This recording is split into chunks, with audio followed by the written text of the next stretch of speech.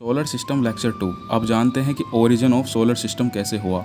Universe का हमने देख लिया, तो इसके अकॉर्डिंग ओरिजिन जो हुआ सोलर सिस्टम का वो शुरू हो चुका था 4.8 बिलियन ईयर्स पहले। वो कैसे हुआ कि एक पॉइंट था, वो ब्लास्ट हुआ था, वो हमने पिछली थ्योरी में देखा था यूनिवर्स के। तो जब एक धूल उड़ी और गैस दोनों के मिक्सचर से एक नेबुला बना। नेबुला टर्म याद रखना बहुत इंपॉर्टेंट है। नेबुला क्या होता है? Cloud of gas and dust, ठीक है ना। इन दोनों को मिलकर बना। अब वो नेबुला गोल गोल घूमने लगा, गोल गोल गोल गोल। जैसे आप गैलेक्सी की इमेज सर्च करेंगे तो वो आ जाएगा। और उसमें ग्रेविटी थी, तो ग्रेविटी जो है पुल कर रही थी सब चीज़ों को अपनी ओर। तो सेंटर की ओर ज़्यादा फोकस होता है जब कोई चीज़ गोल गोल घूमती है, सेंट्रीपिटल फोर्स कहते हैं जिसको। तो वो अपने सेंटर में बना लेती है सन, और डस्ट और गैस से मिलकर बनते हैं प्लैनेट्स।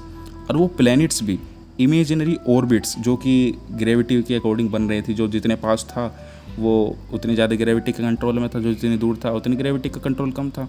तो वो अपनी ऑर्बिट में, इमेजिनरी ऑर्बिट में घूमने लगे। ऐसे सोलर सिस्टम बना। अब दूसरी थ्योरी जिसका नाम दे दिया है, और वो किसने दिया है ये पेपर में पूछ लिया जाता है, प्लैनेट एसिमल थ्योरी, जो कि दी थी थॉमस चाउडर चैम्बरलिन ने और फॉरेस्ट रे माउल्टन ने 1905 में। याद रखना, यूनिवर्स की थ्योरी 1927 में जॉर्ज लेमेट्री ने दी थी और पब्लिश की थी 1931 में, 4 साल बाद, जो कि मैंने आपको बताया था क्यों दी थी।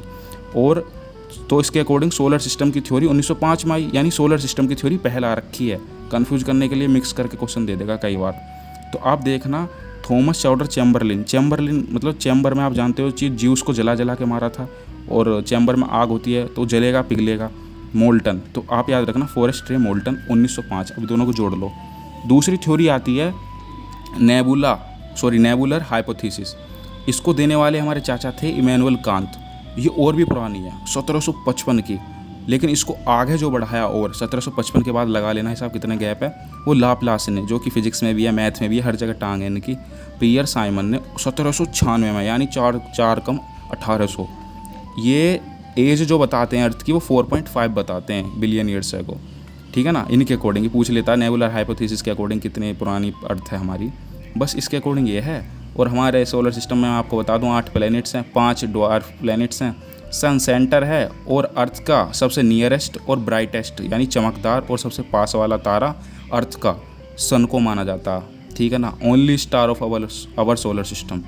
और हमारा जो सोलर सिस्टम है 99.86 जो मास है वो सन के पास है, बाकी सब गैस वैस और जो भी बचा हुआ प्लैनेट से वही है।